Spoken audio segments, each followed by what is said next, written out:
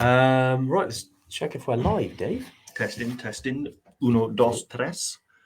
I think we need stabilizers with this desk. Yeah, Hey so- everyone, how you doing? Oh, wow, Was that too much?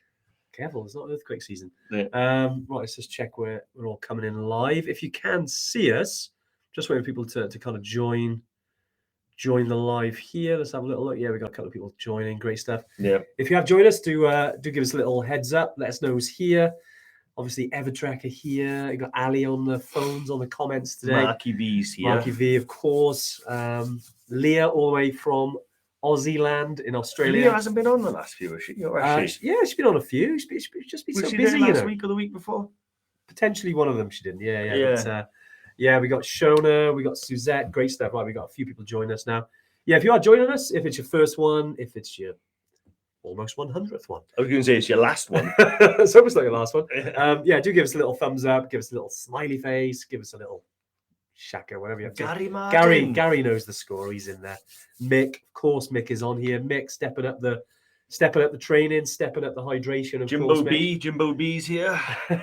Rebecca, how you doing? Here we go. Great stuff. We got That's some. Rebecca Butterflies and Bees. Is that what it is? That's what that is. Yeah. Clearly, Dave knows the translation. No, I've seen the movie. Is that what's wrong? Pappy on the movie. He's got the. Of course. That's he's in a prison, isn't he? I remember the name. I haven't seen it myself. No, he's got like a butterfly tattoo on his chest. Really? Yeah. Okay, interesting. I have to research that. But yeah, great stuff, guys. Great to see all you back this wonderful, wet, really moist Who's Tuesday. that guy? Do you know Anoush? Namaste, Namaste, Anoush. How Anoush. you doing? Of course he's on here, especially Yeah. we're talking about trip difficulty. He is on here, making sure we're getting him Yeah, right. Anoush is our head guy over in Nepal. He is. All of you who are going to be traveling in the next few weeks and months are going to meet him. Been to Island Peak Summit as well, Everest Base Camp, a few other things. Mera soon. Anoush, definitely, brother. But yeah, thanks for joining us. When we were thinking about today, we had a few different themes, what we could talk about. But the one thing we kept coming back to, probably more because we were chatting in the last couple of weeks, Dave, was around, we recently changed some of our trips, especially in South America, in terms of, we were looking at the difficulty levels, and we thought, why don't we talk about that? We haven't talked about maybe different trip level in terms of difficulty, because we got on each trip on the website, we kind of got a bit of a gauge, and that gives you a rough estimate of, say, what sort of trip you're looking at, all the way from easy all the way to extreme. I mean, none of these trips are easy, but you've got to start somewhere, right? So we thought we kind of focus on that today, focus on some of the trips that people have questions about, because some people come to us and like, okay, right, it's my first time around altitude. What trip is the right one to start off with? So we can talk about that. We'll also talk about maybe if you're thinking about doing, say, Everest Base Camp, or you're thinking maybe going to Everest, but a different route. So 3 peaks, 3 passes, or you think about Gokyo Valley. So then we can look at the difficulty levels of them and think, okay, well, which one is right for me? And that's what we were thinking today, wasn't it? Yeah. So, and it is one of those tricky ones where when you haven't got, everyone's got to start somewhere. So not necessarily going to start with all the experience you need to know the difference between, what's the difference in difficulty between Island Peak and Mera Peak, or EBC and EBC, why the 3 passes. And it's about getting it right between sort of booking onto the adventure of a lifetime and booking on to hopefully not more than you can chew. And so that's what we thought we'd talk about today. Yeah. And our gradient on the website is easy, medium, hard, extreme. As Andy said, none of them are particularly easy, but that's better than starting at, say, hard and going like, hard, stupid, impossible, ludicrous. Yeah. So, and we thought we'd talk about that Might today. die should be a difficulty level. Do you reckon we could maybe come up with them one day? But maybe down the road. Who would book on? You'd be surprised. Yeah, I reckon. What if we had a might die level Mick of difficulty? I reckon you've got training. Mick. Probably Mark Beecroft might join as well. Great stuff. Bri, he's probably already there. Jerome would do that, I'm sure. Bri is the guy we'd send out to make sure that it's not a definite die. No, not a definite die. I think Jerome will be the one we send out just to check how slippery the slopes are. Yeah. Just so, because I've sort of seen that he's very good at sliding down slopes and checking out if they're safe for everyone else. No, right, Jerome? I heard he's gonna apply for sort of dancing on ice and stuff like that. Is that still a thing, dancing on ice? I think it is. I think it's something like that. I don't watch it myself, but yeah. No, neither do I, mate. Only manly TV shows. Here we go, Jerome. He's there. Jerome, you thought we wouldn't mention that, but we wanted to. But good save. It was a good mud arrest, we could call it. We call that doing a matrix. Doing a matrix, when you got bullet time going down. Yeah, no, it's very, very impressive. I got to be honest. Yeah, you did that with a lot of grace. So well done, mate. Well done. So going back to trip difficulty then. I mean, in terms of starting, so where should we start? I mean, should we start easy, medium, hard? I would say start at the beginning. Okay. Yeah. So I think if you were going to you wanted to book onto a trip and you wanted something that's really considered perhaps an entry level to the more extreme stuff. So obviously we've got Aconcagua at the far end, Summits of Fire as well. That's another beast and a little bit of a dark horse, the Summits of Fire. Because it's like doing Killy like 3 or 4 times in 13 days. Yeah, it's pretty hardcore. Which is a bit of a beast. And then you think, well, how do you get there? There are some people that would book that right off the bat and go and do it. Fair play to them. But there are other people that perhaps might want to build up that level of experience and start lower down the difficulty scale. Yeah. And I'm thinking, as an introduction to altitude, you could do the Tupcal Weekender, the 4-day Tupcal Weekender. You could do an Evertrekker training weekend, which would at least give you an insight into sort of the equipment you need, what the terrain's like, the pace, how we walk at altitude, and it's really just going to flood you with knowledge. And then build up your experience level to there. And what I think you'll find is that the gauge is only probably accurate right at the very beginning of your training, right? Yeah. Because what's easy is easy, what's extreme. Then the more experience and the more fitness you build up, hard might become medium for you. So it is a bit of a guide. Well, we'll go back to what we said probably, when was it now? Probably over a year ago. Actually, it was the Keswick Mountain Festival back in September. Yeah. And I don't know if anyone might have saw. I sent an email out around. I saw a talk from a young lady. I've got her name, but she's very, very, very, very good rock climber. And she always talks about instead of escaping your comfort zone, it's actually around expanding it. Quite an interesting concept, I thought, around this comfort zone thing. So we all got a comfort zone. There's different levels of it. And she said that basically imagine, there's 3 levels. You've got the comfort zone, which is very easy. You're very comfortable. You're not even thinking about what you're doing because it's that easy for you. And that's essentially a comfort zone. Then you've got the edge of it. And the edge of it, you've got some conscious thought about what you're actually doing because it is a little bit dangerous. But it's not as, again, you're having more conscious thought than the actual center. Almost like an archery ring, if we were thinking about the bullseye. Then you've got the bigger section, you've got the one on the outside. And the one on the outside is essentially the edge of danger. That's pretty much that one step and you can die. And that is like really, really, on the edge of your comfort zone. And what she said is that rather than spending a lot of time outside of your comfort zone on this bit where one step you could die, why don't we expand our knowledge, our experience, our training to mean this then the middle of that target expands. Yeah. Because then that means that you've got a lot more that actually becomes natural to you. And that's a good way of maybe thinking about it. And when we're talking about these easy, medium, hard extremes, if we all thought of those as our comfort zone, depends where you're at, what your experience is, what training you've had, all of these things, what trips you've been on before. And your comfort zone, hard could actually be a nice, easy walk for some people, right? Everyone's Everest is different. Not me. About. Hard is hard. You'd be surprised how hard or extreme I reckon you'd be quite comfortable with these days. Well, yeah, I would. Left knee wouldn't be. But it's absolutely right. And that thing about when people are choosing their trip as well, that expanding the comfort zone and things that is so true, because one of the things that I always, so once you've done I'll use Everest Base Camp as an example. The first time I went there, it was really outside of my comfort zone. Not usual for me to go and do something like that. I'd not done any sort of extreme holidays or adventure travel before the first time I went to Everest Base Camp. And I trained like I was going into space. Yeah. I was really anxious about a lot of the details of the trip as well. Yeah, it was, honestly. And when I went out there, it felt much, it was really epic. And it always is. But the second and third and fourth time that I went back, I realized that Everest Base Camp was now in my circle of my comfort zone. That experience and that knowledge of actually going and doing something does help, and it carries forward into the next thing you do. So I built that experience in Everest Base Camp. And then when I went to do Kilimanjaro, I had the same feelings all over again as I did the first time. This is the unknown. The altitude's higher. It's a little bit more fast in terms of how you gain it. Yeah. And I had a lot more of those usual thoughts. And then you do Kilimanjaro, and then you pop Kilimanjaro in the circle. And then you can start looking up the scale. So I do think that there is something to be said for sort of gaining the experience. Yeah.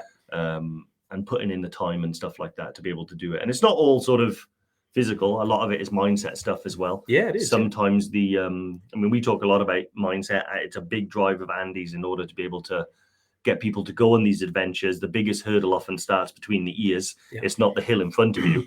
And I think, or the one coming down, right, Jerome?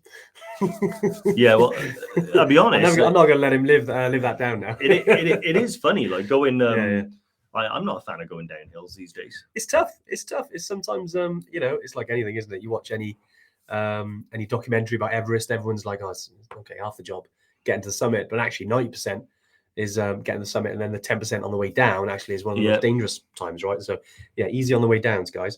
But yeah, when we're talking about difficulty here, so depends on where you're at from a comfortability point of view. And then we get questions around that word, comfortability. Comfortability. Is it a good word? Is it a I proper think word? I might have even made it up. I don't know. But Can we have it? It's in the English dictionary, I'm sure. Comfortability. Comfortability. Yeah. Comfortability. Should we keep saying it? I don't know. It's a bit of a mouthful. I like it. It's quality word, mate. Quality word. But no, essentially, the more comfortable you are in a particular situation where you don't have to, where your body isn't in a peak state, as we call it, no pun intended. It's not, you're not in a stress state. You're not in a fight or flight sort of state. You know, that one where you're like, well, how are you feeling? Where you're actually comfortable, you're chilled, you're relaxed, maybe your heart rate's lower. When you're in those sort of positions, and you're not really worrying or about the situation around you because you know you're in control. That's your kind of target to be like that. And look, we're talking about all these trips. Like if none of them were challenging, you wouldn't be here, right? The easy isn't easy. It's just a gauge for us. But essentially, we're thinking of all of our trips. Dave started it off there. So we've got our training weekends. We've got our Tubcals, which we would say is entry levels. That being said, you've got people who go on Everest Base Camp for the first time, people who go to Kilimanjaro for the first time around altitude, and they do really well because they've clearly got a determined mindset that actually I'm just going to go in the deep end, and you know what, I'm going to be okay. They don't need to sort of the steps. I respect it as well. Yeah, exactly. Yeah, balls to the wall. Just go there. Balls of steel and ovaries of steel. I would literally say. Yeah. Just literally go out there and try your hand against something. That's great. And we have a lot of customers like that, I think, that are just like, they call up and I want to do a trip. Okay, what type of trip are you interested in? What's the most hardcore one you do? Do you do Everest? And then you get those types of people. Then you've got the other side of people, which I would say is perhaps the majority, who when they call up, they say, I really want to do a trip. I love the idea of the Himalayas but I'm concerned that it might be too tough for me. I'm concerned that I want to get the most out of the trip, but I don't want to bite off more than I can chew. So they want to go to base camp, but I really like the idea of the 3 passes, but is that for me? Yeah. And that's where I think having these sort of gradients kind of does help us, because we're able to show people, okay, on a scale of easy to extreme, EBC sits here, the 3 passes sits here, and it does help people make a little bit of a decision. Well, it gives you a starting point, doesn't it? Because if you start and you've got okay, that's a 3 out of 4, say, in terms of level. It's a hard, good. Okay, so it's going to be hard. Nice. Now we know what it's going to be like. Right, what do I need to do to make sure I'm comfortable in this position if it's hard? What level of fitness do I need to have? Okay, if you go into a part where there's snow conditions, what training do I have to make sure that I'm safe on those snow conditions? Do I need any winter skills, for example? Whilst talking about winter skills, I think Ali has put the link in. If anyone, we do have our last winter skills, by the way, is next weekend, and we do have a space left. So if anyone does want to go on that, do book in soon as, because fast run out of time. The last one of the year. And whilst we're talking about training, we do have a date finally for our first training weekend of the year, which is on the 12th of August. See, I even put it up there for you, mate. I know, you just look up to the sky and the answer comes. Definitely not a whiteboard behind us there with the answers. But no, that's the Brecon Beast, right? That's the one we've been doing for like 5-6 years now. Yeah. I know a lot of Evertrekkers who are on here have done this. Being our training weekends, they find it very useful. We're kind of jazzing it up a bit this year. Historically, we've run about 3 or 4 a year. We're actually only doing 2 this year, but we're making them bigger and better. We've actually in August, we've also got Steve from Aim Higher. He runs our winter skills, but we're getting him down as well to join us on the training weekend. Yeah. Just to because these training weekends are for you guys, for people who go on there. They're for people who want to get comfortable and before they go out on trip. You don't necessarily learn any technical skills, but it's about getting you ready in the mind, looking at your equipment, everything before you go on a trip. So if you really want to come on those weekends, do book in. Again, the links there. I say we've got Steve, obviously myself and Dave will be on them. Maybe we'll have some other Evertrekkers on there as well. I know your dad usually comes with us. The Great Bald Yeti. John as well. So there's quite a lot of spaces. We've made them sort of bigger than ever, really, in terms of what we're looking to do. Looking at some new routes as well. So it's quite exciting. We didn't want to take the essence away from these weekends because we know that a lot of Evertrekkers have been on them, have loved them. They're still relatively similar. 80% of them are the same, but we don't want to include some kind of new stuff that we can look at. So would love to have any of you on. So do get yourself booked in, guys, and that's on the 12th of August this year. That's going to be awesome. There will hopefully, it depends on how many numbers we get booked on. We might release another date, but we want to make sure that these are all booked in, and they're in Brecon Beacons. So that's if any of you have ever been down this way. I know a few of you have. Mick pretty much should move down here because he's always here. But they're not far from Langors Lake. We got some nice accommodation there. We've hired out a nice big farmhouse. It's also a climbing centre next door, so there's a lot going on. And that's our base camp. And then we'll be heading off to different parts of the Brecon Beacons then to get out, do some walking and talking and making sure you're kind of prepped for the trip. Just wanted to get that in there whilst we're talking about easy stuff. But Dave, let's move on. I mean, I know one of the questions earlier we talked about, okay, want to go to Everest. There's different levels, you've got different routes. You've got Everest 3 peaks, 3 passes. You've got the Gokyo Valley. You've got, even if you wanted to tag a peak, you've got Island Peak there as well. If someone was looking at those 3, I mean, which one would be the hardest out of those 3 from a trekking point of view? I mean, from a trekking point of view, so excluding a summit of Island Peak, three passes trek. Definitely the most difficult. It's the longest. So you're going to be spending a long time above sort of 4,000 meters. It's got the 3 high passes in there. It's also got Nangasar Peak, which we normally do from Dingboche. It's also got Chola, Gokyo Ri, Konga Ri, and I think I pronounced it wrong. Kongmala, that's it. Kongmala, that's it. Ri, that's high, though. That's like 5,400 meters. Honestly, I have to keep a mental. There's so many, mate. You need to get out there. So that is obviously a beast of a trip. However, I have known people do it. We had one of the he's going to kill me for forgetting his name. He was on the training weekend who did it with us. And I think he had his 65th birthday or something when he went out and did it. Geez, yeah. Oh my God, he's gonna absolutely. Oh, Alan, of course. Alan. Great guy. Alan Payne. Alan Payne. He did it, and he went out there, and absolutely smashed it. But he's a strong guy. He had a lot of experience. He'd already climbed Kilimanjaro. I think if you already are really, really fit and accomplished hill walker, you spent a lot of time in the UK going up and over maybe some ridge walks. Like maybe you've done the CMD on Ben Nevis and you know a little bit about what it takes to trek for long hours, that would be great. One step down, you've got Everest Base Camp by Gokyo, which would probably sit in the middle of the 2. One that I think is, I like to think with Gokyo that if Everest Base Camp is achievable for you, Gokyo is probably also going to be achievable. But it's just going to take a little bit more effort to get there because you do have to go over the high pass of Chola. You do have to go up Gokyo Ri. And it is again a little bit longer, and then you've got what I like to call the classic base camp route. And I'll be honest with you, it's one where people say is it the easiest? I'm thinking, well, no one who's been there would say that it was easiest. It's still really tough. You're still going to be going over 5,500 meters when you go to Kalapatar. But that's the sort of scale that you want to kind of be thinking on. And I know people are having this conversation as well, because I did see a comment here where I can't remember who it was, where someone said they've booked on to do Everest Base Camp, but they're now wondering if they wish they've gone a little further and done a little more. And it's that type of sort of decision-making process that these details really help. Yeah, I mean, and we do get people like, I use Nathan as a good example. Nathan came with us. I think it was back, he booked probably in 2019. But he booked in, went very early on in 2020, so February, so we got in just before COVID hit. And now he's going back out to do Gokyo Valley again this season. So, you know, you've always got that option. You know, if you go out there, and no doubt, you know, I've been out to Everest multiple times, and you as Dave, you know, between us almost 10 times. And it's certainly a place that you want to go back to. So it's good that you've got these different routes. You've obviously got the peaks around there as well. So if you do decide that you, and I didn't see that question around. It's there somewhere. It's there deep in. Do put your hands up if it was you around going to base camp, but you want to go a bit further.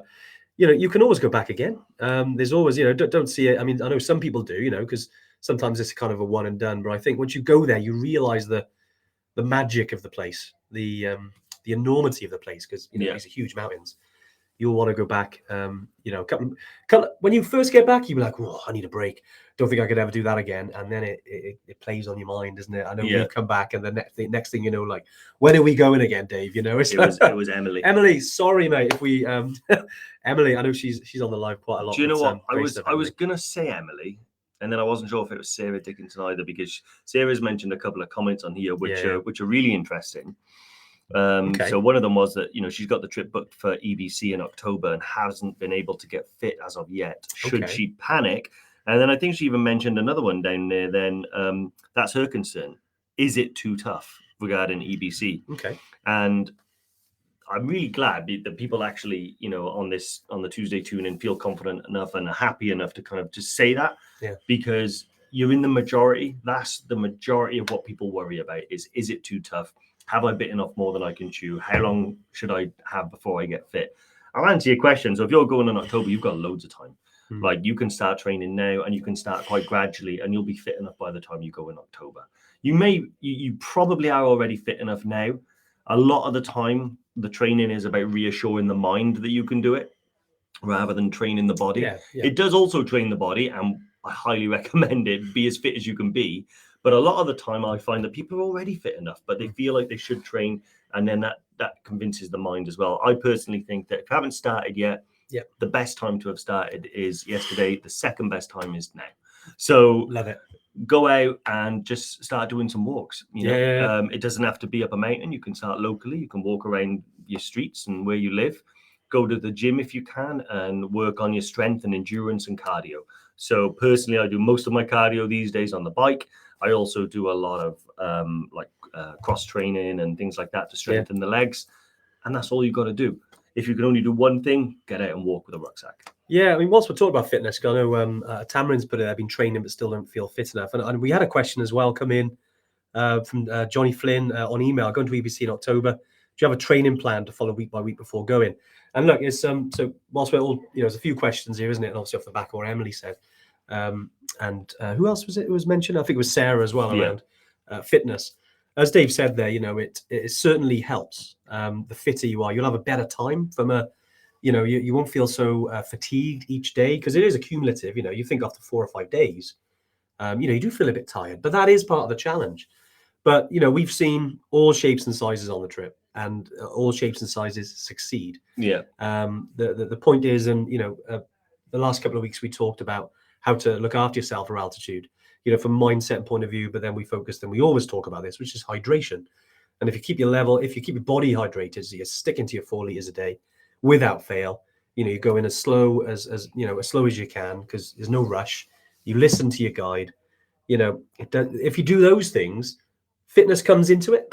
But really, if you do those things, you don't forget, you're just walking. You're not going fast. I know you obviously the distance can chop and change depending on the day, but you know, you are just walking, and you know, you don't have to run. You know, you're not being timed. You know, there's no pressure with that. You know, it's just about looking after your body. And altitude is a real leveler. We've had triathletes who've struggled, or altitude. We've had people who were severely overweight and actually did okay, you know, but they got there. It was a battle, but they got there. But yeah, Johnny, regarding sort of training plans and things like that, we do have, if you do go on our website, in our knowledge center, there should be a little download there where you can download some training plans. It usually, because we sort of the last sort of period you want to start training, if you really want to go for it, it's about 8 weeks before you go. So there's actually an 8-week training plan there.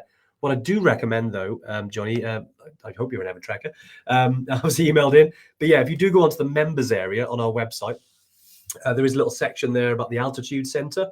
You can fill in that and they will get back to you to assist with your training. That could be training plans, you know, that could be all different stuff.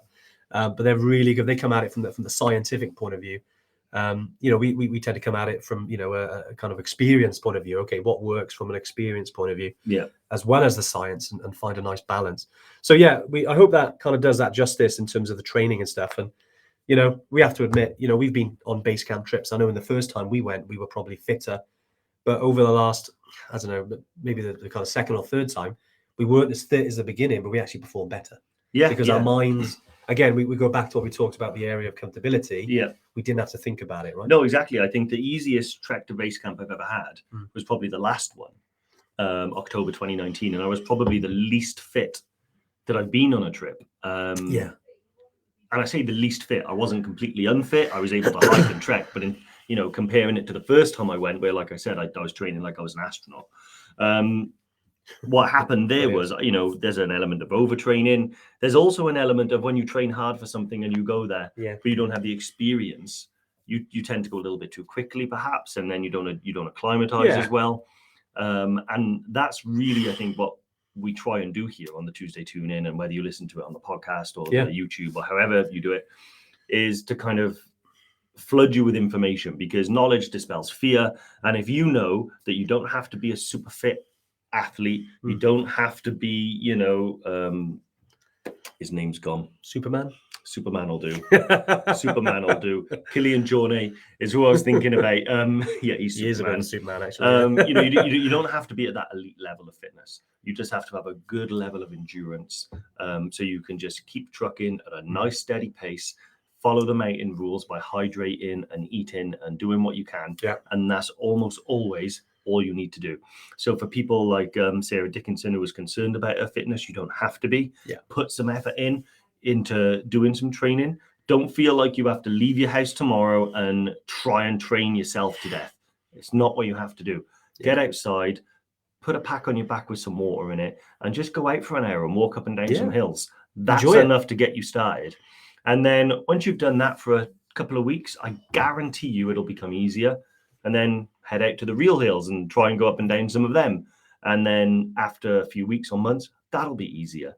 And then go out for a little bit longer. And that's all you need to do. And then by the time you go to Nepal, with the mountain rules that we've talked about previously, you'll be absolutely fine. Exactly. Got some. I just want to finish off the email ones, because we had a few from Tony. He dropped this little email. First trek in October, November this year to EBC. Should I source Diamox in the UK, or is it readily available in Kathmandu? Yeah, you can get it in the UK. You know, whether you go to Nomad health clinics, you know, some people go to their GPs and get it, because obviously it's a bit cheaper. You know, don't think you have to have it in Nepal. All of our guides do carry it anyway. I think you can get it in Kathmandu. You know, and to be honest, you know, if you wanted to, it depends on how you wanted to use it. Most people use it after the event. So say not reactively. So essentially, if you get in any altitude issues, you know, 3 or 4 days into it, you know, you can take Diamox. But lean on your guide, because they'll be able to guide you in terms of, okay, right, you know, how are you eating? You know, let's see if you're getting enough fuel down you. You know, how's your head? You know, what are we looking like from a hydration point of view? Are you doing that first? They'll probably look at some of your, you know, your oxygen levels, you know, your heart rate, things like that, to see where your body's at. And it's only a guide, that is. You know, we don't. You said this last week. Some people who shows as having really low symptoms, low oxygen levels. You know, not you know, you're talking about the 80s here. You know, actually look and feel better, and they're like, I'm fine. Yeah. And then you got someone who their oxygen levels like 96, 97%, you know, altitude, and they're like, oh, I'm really struggling and this and that. So there's no, sometimes there's not a correlation. Sometimes there is, you know, we can't get wrong that when it's really low and the symptoms are showing, okay, altitude is really taking hold here. Let's go on to Diamox then. Yeah. You know, it's better to be used as that kind of reactive space because you've got somewhere to go. So yeah, I mean, you know, if you want to take some yourself, I mean, we got them from Nomad Health Clinics. Do mention Evertrek. You get a free consultation if you do purchase the medication with them. So yeah, just or if you want any vaccinations. Yeah, we do have a link on our website. Al, if you can find the link, it's on our website there. You can read a little bit more information about that with Nomad Health Clinics. Yeah, hope that helps, Tony. Yeah, awesome. Should also mention as well, the guides always have it as well. The guides, yeah, sorry. Yeah, because so even if you arrive and you don't yeah. have any at all, and you say to the guide, listen, I'm not feeling great, I'd like to go on to Diamox, they'll have some. And always tell your guide anyway. So if you are taking Diamox, they need to know, because as Andy said, when they're assessing your health and suitability for altitude, when you know, with a view to continuing on the trek, it's a collection of things that they consider, not just one. So they'll need to know whether you're on it or not. Nice. Oh, there's Tony there. There we go. Cheers, Tony. No worries. Danny Cheese, another one. This is one of our last email ones. Danny Mitchell, I should say. Dear Evertrek Yetis. Okay, it's a little one. It's quite a big one. Good day to you. It's 24 days until I start my adventure climbing Killy. Excited. Couple of questions. For summit night, do we need boot spikes or crampons, Dave? Quick fire. For Killy? No. For Killy? Don't need them. No. You'd be fine with normal hiking boots. Yeah, great stuff. Do you have a contact number for the Evertrek representative? We're picking this up from Killy. So yeah, we do send you out some sort of info around like that. So you've got that like pre-arrival information, call it. So yeah, you'll get them. I wouldn't want to throw their number out here. You know, might be getting us a few calls. Do you know what? I'm pretty sure I replied to him earlier on an email. Interesting. Maybe that, yeah, because I thought this came I think what you're reading there, Andy, is our general inquiries. Well, I'll answer his question. I saw it and I was like, right, we're answering that one. I'm sure Phil, someone asked me about that earlier. Really? One of the girls did. He's getting double the trouble. Anyway, Danny, thank you, mate. If we have answered him, good, he's got a couple more. But he does say, any Yetis, any last tips and hints to give me before going? If you're watching, Danny, mate, have an awesome time. It's a once in a lifetime thing. It's a huge achievement. Enjoy it. Yeah, you'll love it. Just prepare your body for summit night. Keep positive, keep hydrated, and get out there and just enjoy the journey. Yep, awesome. Right, so diving into the commental questions. Commental questions. Commental. Leah Volp, how's it going, Leah? Or should I say Gadamio Gadonga Wonga? There was talks about snakes earlier. Leah, maybe you can give someone a bit of a help, because I understand all of the snakes live in Australia, right? And you've been to Australia, haven't you? I've been there. I didn't see a snake though. I love snakes, though. They're amazing. Never frightened of them. Can we have Can we have an update on Davo's knee, please? Interesting question, because today I went and had a meeting with my surgeon. May have to go back in for another op. MRI due on the 1st of March, so we'll see how that goes. Yeah, fingers crossed. Yeah, exactly. It's getting to the point where I'm thinking, just take the thing, just chop it off. Wow, I've seen how well the yaks do. Can we graft a yak leg onto the knee or something like that? That is an option. Either way, anyway, we'll see how it goes. Yeah, MRI on the 1st of March, maybe a new op. We'll see. But yeah, moving on to a good Marky Toyne. So, hi guys, regarding the arrival from EBC, do I need a departure form as well before I return to the UK? If that's the case, it'll be a UK government passenger sort of locator form. Yeah. So you can get them on the .gov websites and things like that for entry back into the UK. So if you just were to Google UK entry requirements, almost certainly there'll be a link there which you can click onto. Me and you did it, didn't we? It takes about 20 minutes. Yeah, sitting there just. If you've done it before, it's easier because it saves all the details. So every time then you travel, you've got it on there, and it depends on how long they're going to keep this. And it looks like they'll keep it for a while yet, certainly to the mid-year. But yeah, it does take a little bit of time. So do put get yourself a coffee or a beer, depending if you're in Kathmandu and you want to do it then. Yeah. Just and get 20 minutes and just fill it out. It's just usual, where you live, where you come from, what date you're traveling, all that juicy stuff. Yeah, nothing too crazy. Yeah. And also Leah has given some great snake advice because someone was asking about it. I forget the name. I swear if it's Emily again, I'll shoot myself.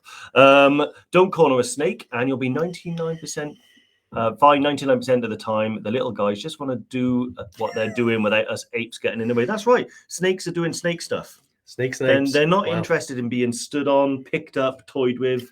was going to say, you leave them alone. Yeah, just leave them be, innit? They're just getting on with their snake business. Snake business. Brilliant. Yeah. I think Mark asked a second question, actually, because Mark Toyne asked, obviously, around coming back to the UK forms. Also asked, what's the difference between a free NHS PCR 3 days before we fly and an £85 one? Well, yeah, mate. First, the cost. But unfortunately, as much as, I mean, correct me if I'm wrong here, but from what we've read, this does change literally daily. It's literally because one gives you a certificate to kind of fly, essentially, and one doesn't. One is just, the old NHS one. I wish, and, it was the same, but like anything, there's little industry forming around PCR tests and, antigen tests.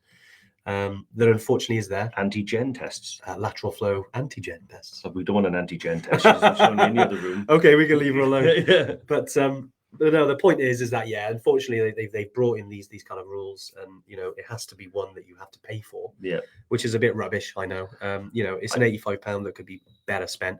But these are the rules we have in place as well. The NHS is specific for like healthcare, isn't it? Yeah, not travel. exactly. So they don't want people inundating them when they're not potentially unwell. But yeah, unfortunately, you've just got to stump up, I think, and get it. Let's have a quick look now. Gary Friedman. Climbing a couple of Munros in the snow is good training. Yes, mate. Awesome training. Loved it. Climbing Munros in the snow, in the sun, in the wind or the rain is always good training. I think Scotland's, is certainly one of my favorite places to be. It's one of Andy's as well.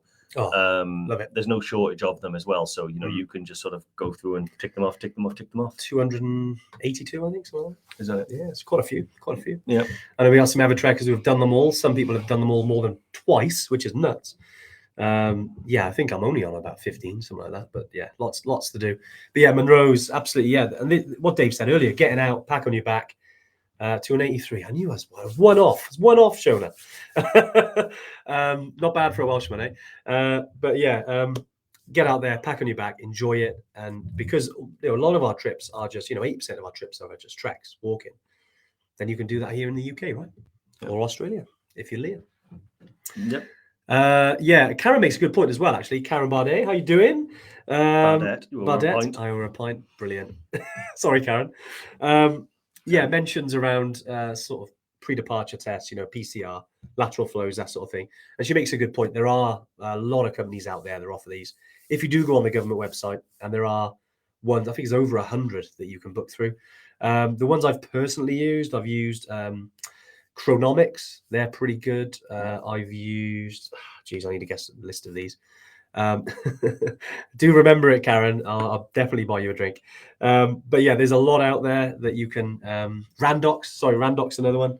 They're the ones I've used personally from traveling to get PCRs or lateral flows that you need. And yeah, there's different values out there. I know we talked about £85 earlier. There's probably some that are like £40-45. Yeah. Like all right. Cool. Awesome. Next. Kim Williams said, doing Killy in October. Just started training in the last few weeks. Try to walk 1 to 2 miles a day just to get those legs in. You're a bit worried though. Kim, absolutely no reason to be worried.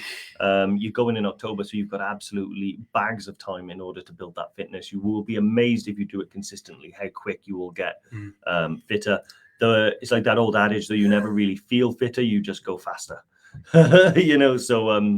You'll be absolutely fine. Just stick to doing what we've been saying. Just don't start out like you want to go out there and beast yourself on day one. Start off gradually, work your way up, and increase it little by little by little. If you go out too hard, too fast, too soon, all you'll do is overtrain, pick up an injury, tire yourself out, and absolutely hate it. And it makes training that much more difficult.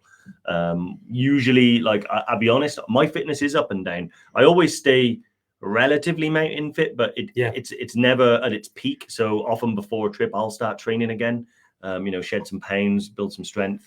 It's just about doing, I think, little and often, and then some longer days in between, and you'll be absolutely fine. That's what Kim's put on there, actually. It's reassuring to hear others panicking about the same thing as me. Yeah, I think every person that goes on these sort of trips has a little thought around, am I fit enough? Will I be okay? Those kind of things around, we all have those same doubts. Sometimes you got to talk to yourself and almost reassure yourself that you're going to be okay. Yeah. You know, and I'm glad to hear that. Obviously there's a lot of Evertrackers here, and I know there's a lot of stories from Evertrackers that have been in the same boat as you. I mean, if you have shared those same things, you know, do post in the comments, because it'd be interesting to see some of the Evertracker stories. Andy, we're getting news that your hat says "Ain't a go tap." Yes. Ain't no go tap. Ain't no go tap. It is a bit weird. Yeah, it does. It's not mirrored. We've had to flip us, so we're on the same side. So on the right, we're on the correct side. I mean, because the moment we did it on the other side, unflipped. It is weird. I know. So we are. I mean, are we admitting we're on the wrong side?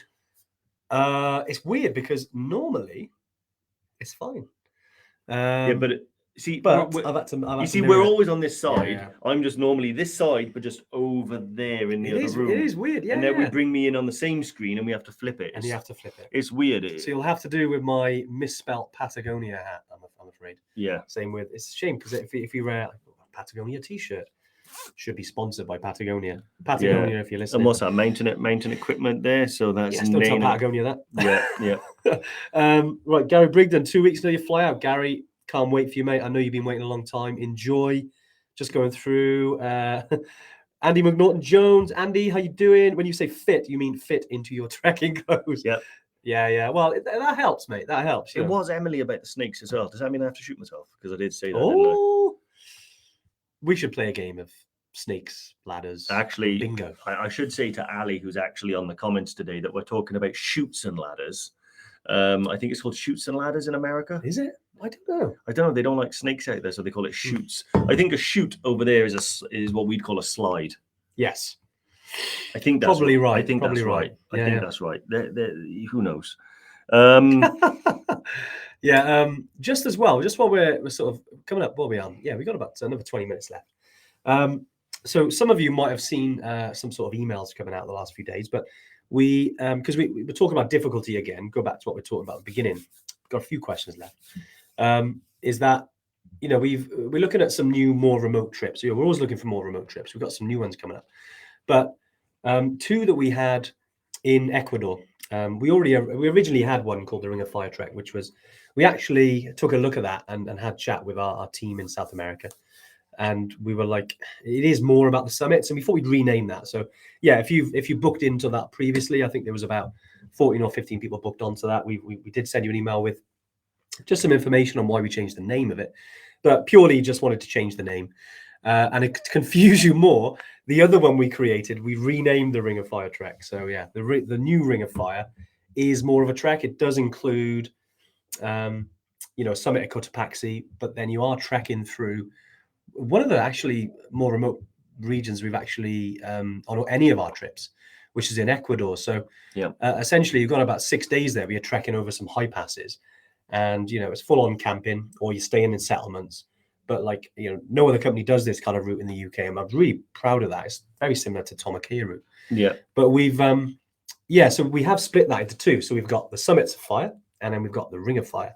So the Summits of Fire, as you guessed, all about the summits. You've got 4 summits. 2 of those, Chimborazo and Cotopaxi, so 2 really high volcanoes, roughly around the 6,000 meter mark. Then you've got the Ring of Fire Trek, and that is more of a journey, although you still get a summit at Cotopaxi. So yeah, we wanted to kind of do something just while we change that up, which is why at the moment, with Valentine's Day as well, we've got this thing called Fiery Feb. So for the next, I think we've got 8 days left. You get £150 off either of those trips if you book in. You just use the code REDHOT at checkout, and you also get free hire of all the technical equipment that you need to climb either Cotopaxi or Chimborazo. So that's helmet, ice axe, harness, crampons. We've even got some mountain boots over there if you haven't got those crampon compatible boots. And that's over £120 worth of equipment that you get free use of on the trips. So yeah, if you're interested, you can book on any date up until, I think we've got dates to the end of 2024 at the moment. Just use Red Hot at checkout. We've had quite a few people who've jumped on them already. But yeah, so you've got the Summits of Fire, and then you've got the Ring of Fire. Ali, if you're on the, she's already on it. Look, I don't even have to say, and she's on it with the comments. Let's put the links in there, guys, if you want to have a little look and download the guides. We've also changed some of the pricing on it as well, just compared to previous. So any previous customer, obviously, we're honouring that, but this is our this is our kind of new direction. But yeah, so get on it, guys. Red hot at checkout. Shoot on down there. Definitely. Or slide on down there. Well, we want to show people the love. Did anyone did Ali confirm my something about like shoots and ladders there? She didn't. I didn't see anything coming in. No. It is. Who says There that? it is. Definitely shoots and ladders. Nice. It is nice. Wow. Right, we've got a few more questions. Okay. Dave, Yeah. So any Chris sprint Ward time? is Yeah. walking 5 miles a day. Good training. Yes, it is. Yes. That's all I got to say on the matter, Chris. That's a really good training. 5 miles a day is awesome. If you're doing 5 miles a day, you're well on the way to wherever you're going. I just noticed as well, Pixie on here said that she went to Everest. Everest Skydive. And did Everest Skydive. Yeah, she knows Anuj. So she knows Anuj. She'll see him again when she's out there with us. Yeah, what an absolute legend. What a Pixie. Yeah, that's why we call Anuj the skydiving yay. He is. Yeah, he spends just as much time sort of. He's been to really extreme altitude. He has. He's, those. I mean, we should say like our team over there actually do and run the Everest Skydive. Yeah, and it is absolutely epic. You get to, you got to have the oxygen on. Yeah. You go up to Namche, and then Siangboche, and you do a massive jump from extreme altitude. It's just to mental. Just to do a bit of a test, actually, because I want to throw that out there. Tamarin's obviously beat me to it. Who here on the live would be interested in doing an Everest Skydive? So it's called Everest Skydive, by the way. The company, but the actual skydive takes place. Certainly the one in Pokhara. Actually, that's they do an Everest one. Though, it is. well. Oh, is it? Oh, that's the really expensive. So one. that's right, really right, yeah. So I mean, some monies to do that one, but yeah, the Everest Skydive. The other one. You're absolutely right. They do it in Pokhara as well, but they do the Everest one in Everest. That's the oxygen and everything like that. That's the Pokhara one. I don't think you need the oxygen. No, but it's definitely, I know, a lot more affordable. But yeah, who would be interested in that? Because I know it's only a certain time of year. I think it's October, November time. So it's only a certain part of the year, and we could certainly put something together if any Evertrekkers were out there and wanted to do it. And we'll get some costs. This is just off. I'm just thinking out loud. Now. This is how this done. This is behind the scenes now, where like Andy will come up to me and go, "Dave, I'm just thinking about something. What's that? What about skydiving?" And then it's like, "Okay, fine, let's set it up." I know Mick would do it. Of course he would. Mick would do it. We know Mick would do it without a parachute. He's mad. Pixie's already done it, so she could tell us how it is. But yeah, we do need to get out there and do some skydive. So yeah, well definitely. I mean, this is literally fresh as we are talking about it. I think the same team as well. Anuj, if you're still here, you can perhaps back me up on this. He's in the Guinness Book of Records. Yeah, that's what I mean. They got a world record. I think Red Bull done a feature on it where they actually did the Barunsi? Yeah, they landed on the slopes of Barunsi. Barunsi. I'm pretty sure they landed at around 7,000 or 6,000 meters or something like that. It was the world's highest skydive. World highest skydive. Yeah, it was seriously highest skydive landing. Those guys are amazing as well. I've been lucky enough to been out there when they're running it, and while I was actually in Kathmandu, but I got to meet some of the team, and yeah, they're absolutely crazy people. But an amazing day. We want to do it, don't we? We should get out there. Yeah, certainly. I mean, I know there's a lot of interest here. So guys, yeah, definitely we'll take a look then and see if we can do awesome. it. That's my afternoon. Tom Massett was asking for a price already. We'll let you know, mate. Well, this is literally an idea off the cuff, so we will definitely let you guys know. Yeah. Because if it's something that Evertrekkers want to do, after their trek, or before, but after kind of feels right to me. We'd definitely make that happen because our team already do it. Externally, I know they usually do about 160 jumps over the course of like a 12-day period, depending on weather, in Pokhara. So we'll definitely come back to you with that, guys. What's that film with? I think Wesley Snipes. Okay. Where they do like, because obviously there's Point Break, but there's one with, I'm sure it's Wesley Snipes, where they do, it's all about skydiving and stuff like that. I can't remember. Do you know what? Someone's going to know about that movie, and I don't know. Shall I offer a prize to whoever gets it first? You can do. Yeah, I'll send whoever gets it first a buff. No Googling though. I'll know. I'll know. Wesley Snipes skydive. You sure it's Wesley Snipes? No. but I'm drop zone Stuart Taylor. Right, he's got it. That's it. So okay, so I guess I'll post Stuart a buff. That's Not that one, that's mine. So this you know what that was, Stuart. This live is all about just creating jobs for me. Yeah, Stuart, drop me an email at info@evertrek.co.uk and I will post you a buff. Great stuff. Well, look, we got 10 minutes. We got a few more questions, guys. Because okay, yeah. Sorry, I know we went off a bit of a tangent, but look, it was great, and yeah, we can't wait for the skydiving. We'll certainly reach out to Anuj and see if we can put something together for you guys. Snakes on a plane, that'd get you to skydive. Marky V. Snakes on a plane. I actually watched that film on a plane. Really? Which was weird because I remember, I think it might have been on a flight to Nepal, and I was literally watching it, and then there was, if any of you have seen it, there's quite a lot happens on a plane, and you look around and everyone's sleeping and snoring. Yeah. It was a very weird experience. Yeah. But here we go. Kim was trying to be there. Yeah, sorry, Kim. Maybe right. I'll do like a little thing every so often. I'll do like a quiz. And it's going to be related to something we're talking about. That was a pretty obscure one, but I go for Mick here. Toopcal for me. 5th of March. Opportunities for snow. Good. I'd say is a good chance. I once was in. I sound like I'm telling them. I once was in Story, but no, I was in. I was in Morocco at the end of February, and there was snow on the summits. So definitely they should be. I mean, we had some summits over the weekend, just gone. Our first summit since Morocco was opened back up for us, so we were like, honestly, it's it's amazing getting people back on trips, guys. It's honestly so amazing. And we basically there was loads of snow, crevasses, crampons. Mick, hopefully, mate, I'd love there to be snow out there for you, because I know you do like a bit of ice and a bit of snow, and plenty of hydration down south, mate. So yeah, you'll be fine. Yeah. What were you going to say then? Was that from Pixie? Sorry, yeah. I'm thinking it feels a bit bad. I can't send her a buff because that was just for Stuart, Okay. But what I will do is I will ask Anuj to give her a free beer at the bar. Okay, when she arrives. Okay, so I will let Anuj know. You can go up and say, Anuj, Dave owes me a beer. And you realise everyone's going to go there now, and Anuj is going to be like, what are all these beers I've had to give away? I know. I literally, I'm going to have to send him about $1,000 just to because I've got so many names wrong.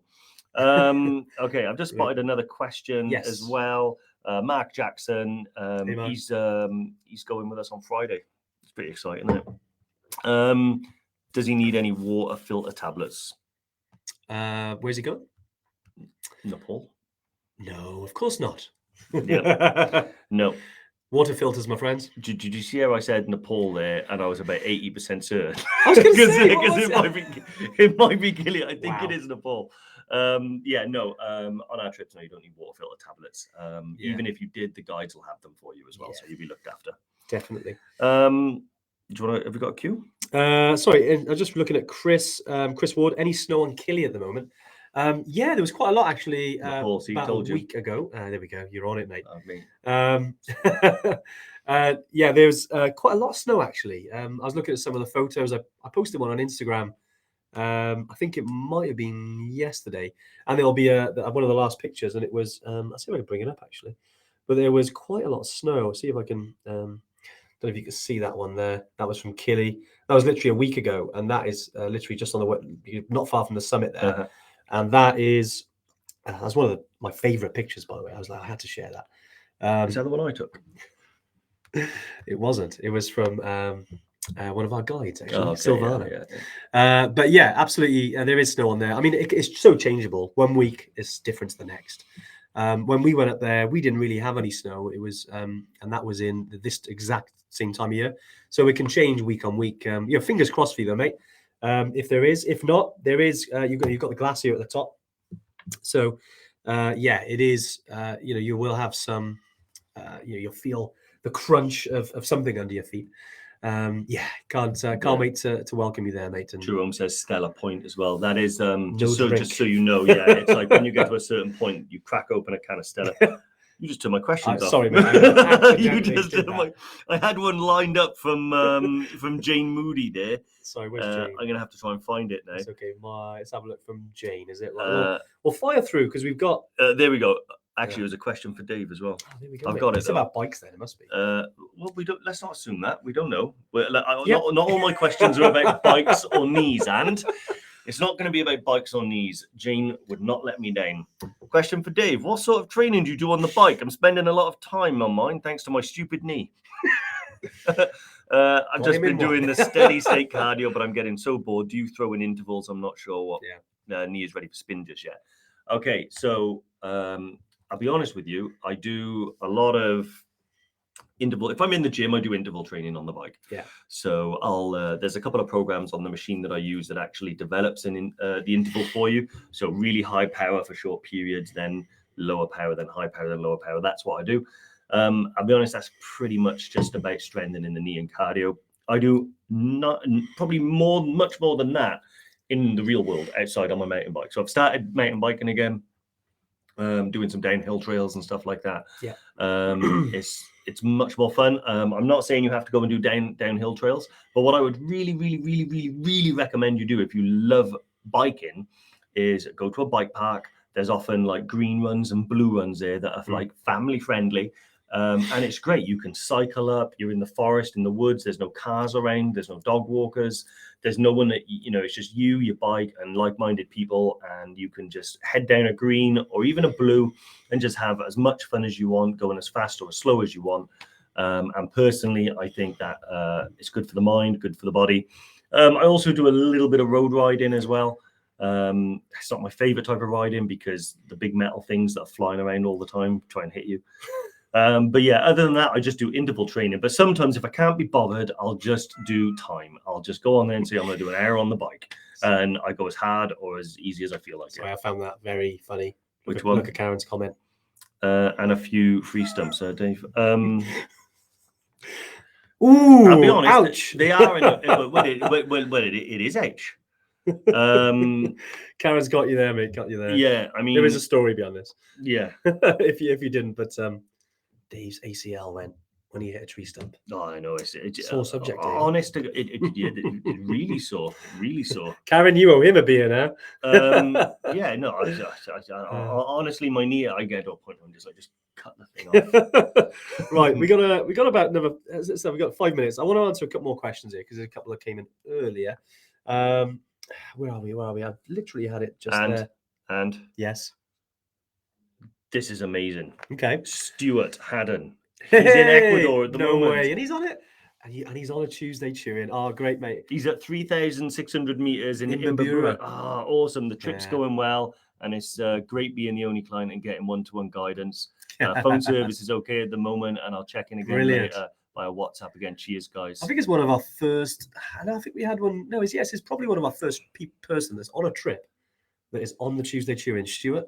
Well done, Stuart's an absolute legend. Stuart has Diaz. Yeah, he's booked on to the Summits of Fire trip. He's going out there. It's a beast of a trip. Stuart, respect, my friend. Yeah, good on Keep you. the updates coming. Send me as many pictures as you can. We want to see some pictures, mate. Yeah, mate. I'm sure those Maindel Boutans are getting plenty of work out there if you've got it. I'm sorry, but Ramona's. I did notice. She's stressed. So I thought I'd get it in. Awesome, Stuart. Does gin count as hydration? I asked Fee this yesterday. I think if it was Fee, she'd probably say yes. I'd say maybe. I told Fee no, and I heard what? She wasn't happy. No. There's no, certainly. I think Emily actually has asked what is the requirements for vaccinations.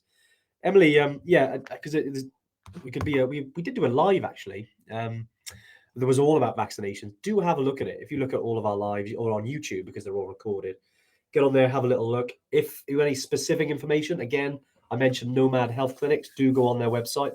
Or any travel clinic, we obviously we've got a good relationship with Nomad. You do get a free consultation with them if you do book your vaccinations through them. If not, it's a little bit of a cost. But yeah, definitely in terms of vaccinations. Remind me where is Emily going? Because if it's if it's Nepal, it's just the tetanus, typhoid.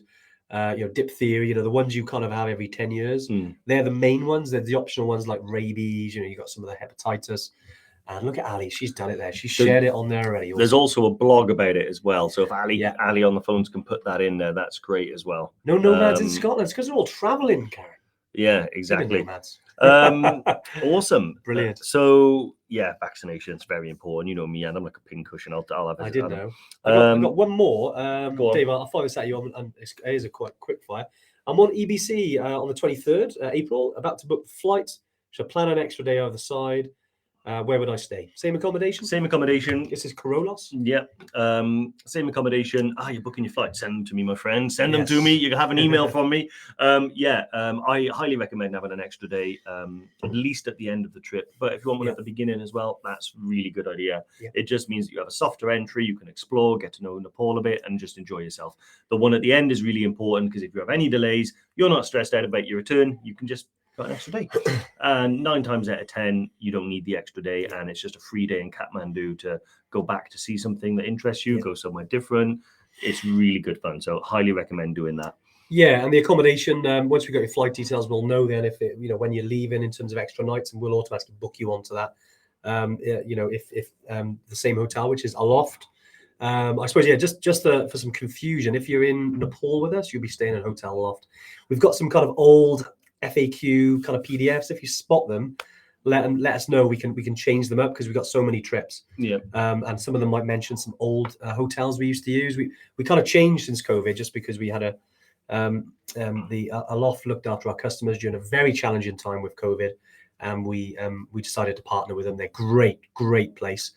So we moved all of our customers to Aloft. Even Ali's put a little bit of a link there to Aloft in Tamil. Yeah. So, but if you do spot any, that would be awesome. Just let us know and we can change it and make sure that it's got accurate information. Yep. Awesome. And Marky V, how's the playlist? I'm going to create it this week. So yeah, just take my laptop home with me and I will get it all created and shared and you guys can follow it. I want to try and make it so I create a playlist, but yeah, so everyone can see it. And I did think about the idea that people can just add songs to it, but I'm not sure if you can do that. Like, I think the creators work out a way. But yeah, I think the adventure playlist is something I'm really excited about. Yeah. And remember, it doesn't have to be songs about mountains. It can be songs that inspire you, songs that remind you of home, songs that remind you of the mountains, training songs, anything like that. It's just the adventure playlist. The adventure playlist, I love it. Carrie's asked, Turkish Airlines 100% cheaper than Qatar. Anyone flown with them to Nepal? Yes, I've flown with Turkish quite a few times. Absolutely amazing. Yeah, very, very good. I actually, either or, there's not much of a difference between the two, if I'm honest. Qatar, is seen over the last sort of 4 or 5 years, it's become more popular, especially for anyone who are kind of down this neck of the woods in South Wales because they fly from Cardiff. There's more options in London. Turkish, Qatar, you won't go far wrong with either. I think Qatar has more options from a connection point of view. Turkish has it quite close. Do be careful. I've missed a flight previously. This is probably more my fault than Turkish Airlines' fault, although they did put me up. Were you hydrating, ready for the trek? I was hydrating, but I was also writing. Yeah. This is before Evertrek now. But essentially, some of their times are quite close. If you've got a close stopover of like an hour in Qatar, they will take you to your flight. With Turkish Airlines, I didn't see that. So, it's a bit of a risk. Yeah. Just to let you know, for the £100, if you wanted that bit of peace of mind, go with Qatar, knowing that if you've got a tight connection, you're going to make it. Whereas Turkish, there might be a chance. Just worth considering. Awesome. Andy, I'll put Thriller on the list for you, my friend. Thriller. I'll put it on there. So good track. It's perfect speed for Poli. Karen Bade has asked if we get some kind of itinerary sent out. Yeah, so about 2 weeks normally before the trip, but definitely before the trip, you'll get an email with all your pre-arrival information. So contact details, where you're going, all that sort of stuff. Nice. But just someone will be there to pick you up at the airport anyway and take you there. But you will have a list of like contact numbers and the hotel and stuff like that. And I'll send it out before we've done it. Yeah. I'm going to answer this one. Dan Garner. Hey guys, have you got any live Q&As in the evening? Got a base camp with us. Got a couple of other people. Sure, we got some questions. Yeah, unfortunately, mate, we don't do them in the evening. We've got them we try and keep them every week at 12:30 on a Tuesday. If you've got a bunch of questions, it might be worth, Dan, if you drop them to info@evertrek.co.uk, catch up with the people you're with, come up with some of the questions. If you want to drop them, we can then just tackle them on the live. Or we can do we do some video emails back, or if you really want to, obviously it has to be during the day, but we could even set up like a Zoom call if needed. If you really want to do any face-to-face stuff. So a few options with you, but you want to make sure you got those questions answered, mate. So drop them to info@evertrek.co.uk and just let us know, and yeah, we want to make sure you're all ready to rock, ready for the trip. Yeah, I want to thank Joel as well. He sent me a nice email the other week about learning nice. to snowboard. Oh, awesome! You've been learning, right? Well, yeah, it turns out nobody can learn. It's a myth. It's you just sit on your bum, right? Yeah, and then just roll down. Yeah, it's bumboarding. Anytime you've ever seen anyone snowboard, it's CGI, fancy trickery. It's not possible. It's actually really fun. Speaking of which, John, the Great Bald Yeti, has clearly forgot that it's Tuesday Toonie and Tuesday Tune-In, and as a result, I'm going to share the picture he sent me, which is his new padded shorts and his butt. Wow, that's a great to finish off. So John, that's what you get for forgetting the tune-in. It is. But look, guys, it's been a great one today. I feel like we've answered a lot of questions. Obviously, I know we've talked about difficulty, different trips. If you do have any questions around it and you're going through that, just think about, where you're at, where you're experienced at. You'll know. Obviously, if you want any extra support in making sure that you choose the right trip, because like Dave said earlier, you don't want to be going and going onto a trip and it absolutely destroys you. We want to make it as enjoyable as we can. It's a challenge. Every trip's going to be difficult, but if you choose the right team, obviously come with us. Listen to your guides. You do some prep, you do some training, you enjoy it, get the right equipment, and just go out there and enjoy yourself. Honestly, any trip can be the right one for you. But if you do need any advice, just drop us a message. Yep, and we'll help you on the journey. But yeah, thanks very much. It's been a great live. Yeah, been a good one. Yeah, I'm happy with it. Happy with it. Yeah, it's definitely top 5 lives. Top 5. Definitely top 5. No, great stuff, guys. All right, well, we'll catch you next week. Anything else, do reach out to us. Don't forget about Red Hot, the code, if you want to book on to either the Summits of Fire or Ring of Fire. I think we've got about 8 days left. We're dropping a couple of reminders, which does come with £150 off, as well as free hire of £120 of equipment. But yeah, it's been great. And yeah, we'll see you next week. Take it easy. Adios. Nice one, Dave.